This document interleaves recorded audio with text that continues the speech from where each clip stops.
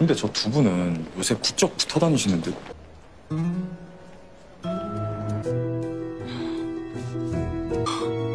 검토해보겠습니다. 다음은 홍만대 회장입니다. Kali ini Midet akan membahas drama Korea yang berjudul Queen of Tears. Tanpa berlama lagi, episode 4 Markyu. Mari kita review. Hae-in yang mabuk mengkise suaminya sendiri. Terjadilah kikuk di antara keduanya kala sudah selesai. Tapi Hyunwoo masih berusaha menggapai ponsel Hae-in. Hae-in pun kegeeran sendiri dengan sikapnya Hyunwoo. Selagi Hae-in mandi, Hyunwoo diam-diam masuk ke kamarnya. Namun ternyata ponselnya diberi password. Hyunwoo mencoba menebak, tapi tak ada yang berhasil. Hingga akhirnya ada angka yang terfikirkan oleh Hyunwoo, dan ternyata benar. Segera ia menghapus pesan laknat dari kakaknya itu. Namun Hyunwoo keburu ketahuan oleh Hae-in. Ia berpura-pura tak bisa tidur. Hae-in pun mulai kegeeran lagi. Hyunwoo di kamar memikirkan password Hae-in tadi. Ternyata itu adalah tanggal di mana anak mereka seharusnya lahir. Entah apa yang terjadi pada calon bayi itu. Hyunwoo Hae-in begitu mempersiapkan kedatangan calon anaknya mereka kala itu. Pagi hari Hyunwoo bersenandung riang di ruangannya karena tadi pagi ada satu momen bersama dengan Hae-in. Dan sebelumnya di rumah. Hyunwoo pagi-pagi sudah kegeeran disentuh sedikit saja oleh istrinya. Dikira akan dikise, padahal Hae-in hanya membantu membersihkan rambutnya saja. Tapi Hyunwoo tak mau mengakui. Hatinya berdebar pasti karena takut pada Hae-in. Hyunwoo juga terpesona dan tercengang pada istrinya sendiri. Begitu sangat cantik.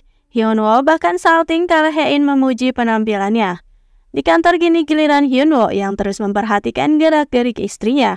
Bahkan tersenyum ketika melihat istrinya tersenyum juga. Ibu kembali mengenang ketika pernikahan Hyunwoo Hae-in. Besannya itu terlalu jelas menunjukkan tak setuju pernikahan ini. Tapi dengan rendah hati ibu Hyunwoo mencoba menenangkan besannya itu. Ia tahu Hae-in dan Hyunwoo memang berbeda level dan mengerti perasaan besannya. Tapi tentu ibu Hae-in menjawabnya dengan kalimat yang menusuk hati. Ibu lalu memarahi anak-anaknya karena berani mendatangi Hae-in kemarin. Dan Hyunwoo curhat lagi pada temannya. Hyunwoo bahkan membelikan sepatu kets untuk Hae-in. Karena Hyunwoo sempat melihat Hae-in hampir terjatuh dengan heelsnya. Hyunwoo beralasan ia lakukan itu untuk membuat Hae-in mengubah wasiatnya.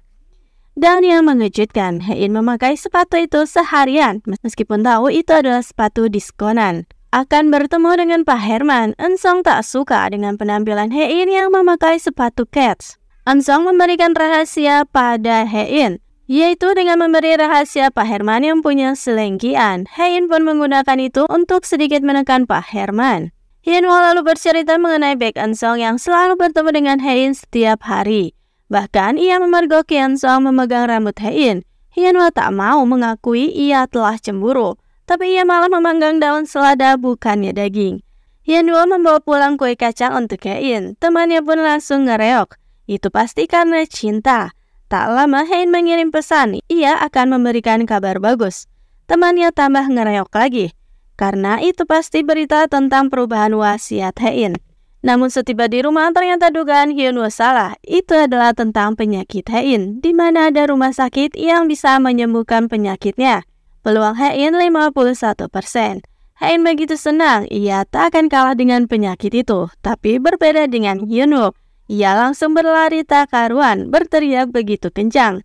Ia membayangkan harus hidup pusing dengan keluarga Hae-in yang super cerewet dan selalu menyuruhnya itu. Menghadapi tika Hae-in yang selalu memarahi, Hyunwoo membayangkan ia harus menjalani hidup seperti itu 50 tahun lagi.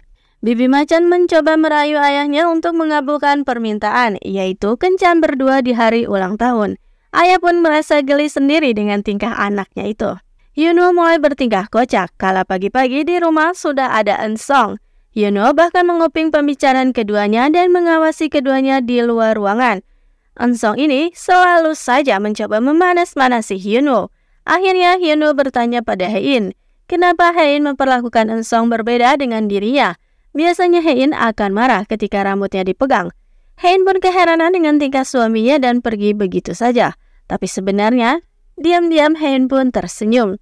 Hyunwoo curhat lagi dengan temannya. Temannya berkata justru itu adalah peluang untuk Hyunwoo. Eun-sung adalah penyelamatnya, karena jika Eun-sung dan Hae-in jatuh cinta, maka Hyunwoo akan mendapat tunjangan. Tapi Hyunwoo tak mau, karena merasakan hal yang aneh dengan Eun-sung. Pokoknya tak boleh Eun-sung. Eun-sung memang punya niat tak baik. Ia berniat menjatuhkan keluarga Queens. Bahkan si Mak Chomlang kini ada di pihaknya. Dasar pria licik.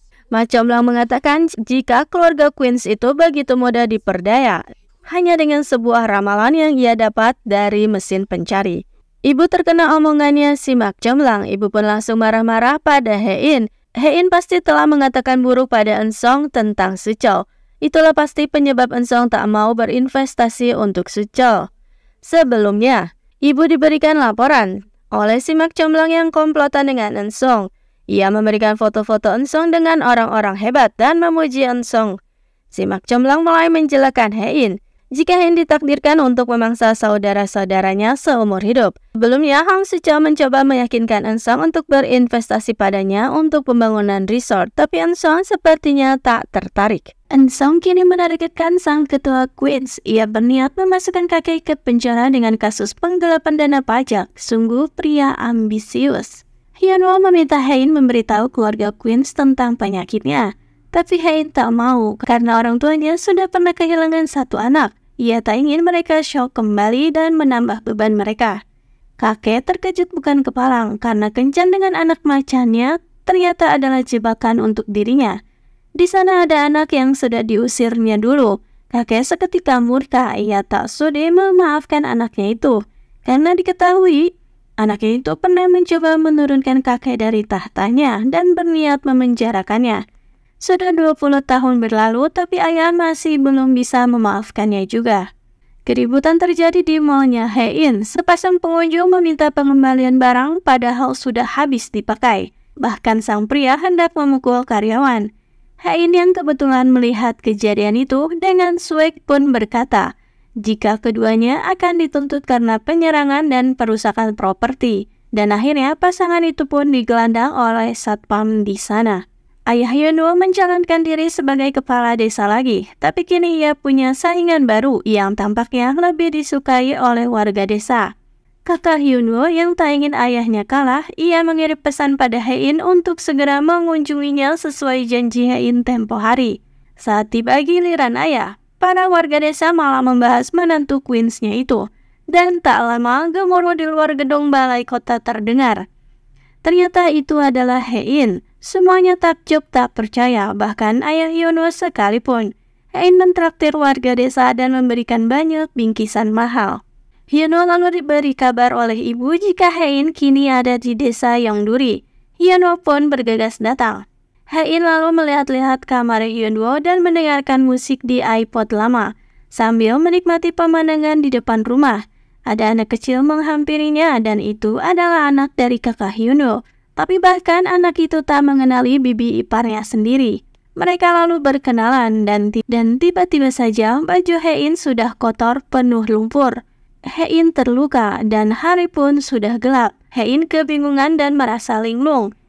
Ternyata penyakitnya kambuh lagi. Hae-in tak tahu kini ia berada di mana. Ia pun menyusuri jalanan yang sepi dan gelap itu. Sedangkan Hyunwoo sedari siang ia sudah datang. Segera mencari keberadaan Hae-in dan akhirnya menyadari jika Hae-in sudah menghilang. Hyunwoo dengan cemas mencari keberadaan Hae-in dan meneriakkan namanya. Namun hingga malam hari, Hae-in masih belum bisa ditemukan. Dan akhirnya Hyunwoo bisa melihat Hae-in. Ia segera membanting sepedanya lalu membentak Hae-in saking terlalu cemasnya. Kenapa ia tak bisa ditemukan di mana-mana? Hae-in tak mau mengakui, ia malah berkata jika hanya sedang berjalan-jalan saja dan tak perlu mencemaskannya. Hyunwoo kesal berniat meninggalkan Hae-in. Namun melihat Hyunwoo yang memunggunginya dan baju Hyunwoo yang sudah basah karena keringat, akhirnya Hae-in berkata jujur. Jika ia tak ingat alasannya ada di sana, Hae-in merasa ketakutan dan ia pun lalu menangis. Hyunwoo luluh dan akhirnya memeluk tubuh Hae-in. Dan episode 4 pun berakhir di situ.